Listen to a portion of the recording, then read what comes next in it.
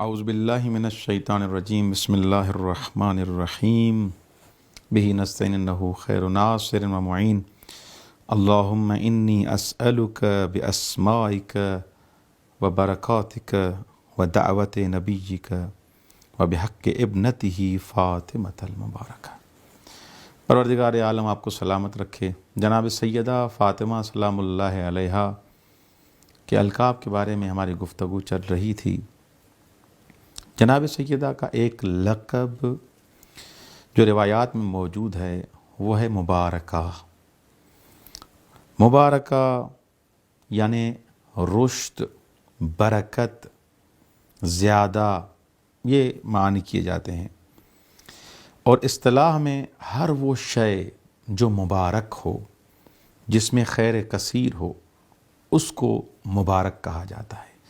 جناب سیدہ سلام اللہ علیہا کیونکہ انا اعطیناک الکوثر، کوثر کا عظیم اتم مصداق ہیں، اسی لیے جناب سیدہ کو مبارکہ کہا جاتا ہے۔ اور امام جعفر صادق علیہ الصلاۃ والسلام نے ایک عظیم عمل بھی یہاں پر بتایا ہے کہ وہ افراد جن کے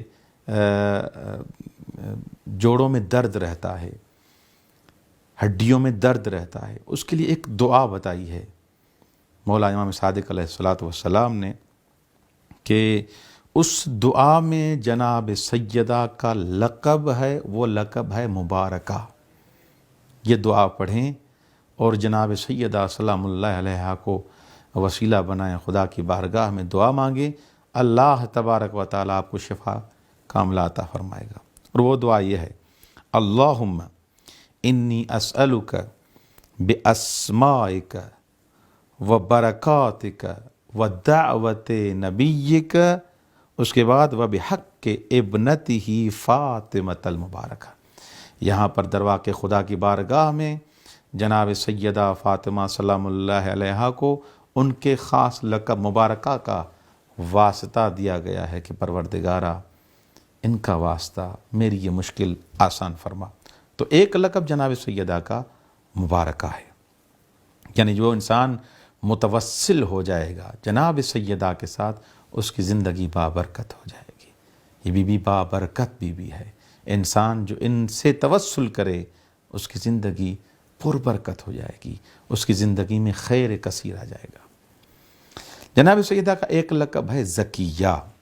زکیہ جیسا کہ آپ جانتے ہیں کہ اس کا معنی ہے نمو، بڑھنا، زیادہ ہونا، اور کچھ افراد نے اس کا معنی طہارت اور پاکی سے بھی کیا ہے، یعنی جو انسان پاکیزہ ہو، طاہر ہو، اس کو زکی کہا جاتا ہے۔ تو یہ بس لقب اگر زکیہ کے حساب سے دیکھا جائے کہ جس میں برکت ہو، جو طاہر ہو، اگر خاتون ہے طاہرہ ہے تو اس کو زکیہ بھی کہا جا سکتا ہے، اس کو طاہرہ بھی کہا جا سکتا ہے، دونوں چیزوں کو شامل ہے۔ جناب سیدہ سلام اللہ علیہا کو روایات میں زکیہ کا لقب دیا گیا ہے۔ جناب سیدہ طاہرہ بھی ہیں، زکیہ بھی ہیں، کیونکہ جناب سیدہ سلام اللہ علیہا ایسی بیوی ہیں جو اس بیوی کے ساتھ متوسل ہو جائے اس کے رزق میں برکت ہو جائے گی، اس کے کمالات میں برکت ہو جائے گی، وہ عظیم مراحل طے کر کے اس معنوی مقام تک پہنچ جائے گا۔ جس انسان کے وجود میں محبت اہل بیت نہیں ہے، جناب سیدہ سلام اللہ علیہا کا توسل نہیں ہے، وہ انسان باکمال نہیں بن سکتا، اس کی زندگی باکرامت نہیں بن سکتی۔ اس کی زندگی تب اس میں نمو اور رشد آئے گا، اس کی زندگی بابرکت بنے گی جب جناب سیدہ سلام اللہ علیہا کو وسیلہ بنائے گا۔ جناب سیدہ خود گناہوں سے پاک ہے، خطاؤں سے پاک ہے۔ جو انسان ان سے متمسک ہو جائے، ان کے راستے کو اختیار کرے، وہ بھی انسان پاکیزہ بن جائے گا۔ اور جناب سیدہ کو زکیہ اس لیے کہا جاتا ہے کہ وہ شجرہ طیبہ ہے، جس شجرہ طیبہ سے امامت کا سلسلہ چلا، اور ایسا خیر کثیر ہے کہ تا قیام قیامت یہ ختم ہونے والا نہیں ہے۔ جیسے انسان ہمارے ذہنوں میں ایک غلط تصور ہے، غلط کانسیپٹ ہے کہ جو انسان زکوٰۃ دیتا ہے اس کا مال کم ہو جاتا ہے، نہیں، اس کے مال میں زکوٰۃ کے بعد، خمس کے بعد برکت ہو جاتی ہے۔